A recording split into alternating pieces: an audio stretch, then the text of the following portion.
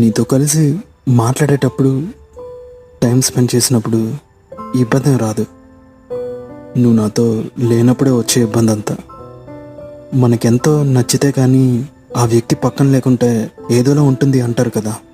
అందుకే మన పక్కన పేరెంట్స్ ఉన్నా, బెస్ట్ ఫ్రెండ్స్ ఉన్నా ఏదో తెలియని భరోసా ఉంటుంది. నీకెలా చెప్పాలి, నువ్వు అంతకంటే ఎక్కువ. నువ్వు నా పక్కన ఉండటం వల్లే గందరగోళంగా ఉన్న నా లైఫ్ వరల్డ్ కప్ నిల్చున్నట్టు స్ట్రైట్గా నిల్చుంది. ఇంత లెందీగా ఎందుకు చెప్తున్నా అంటే, చెప్తే ఏమంటావో అని ఒక రకంగా భయం.